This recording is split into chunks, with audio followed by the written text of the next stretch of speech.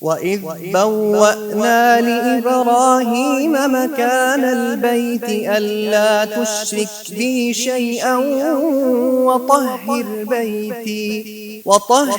بيتي للطائفين والقائمين والركع السجود وأذن في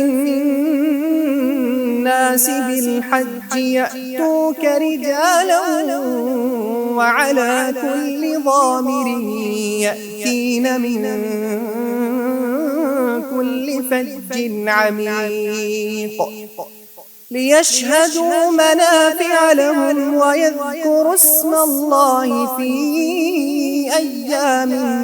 معلومات على ما رزقهم من بهيمة الأنعام فكلوا منها وأطعموا البائس الفقير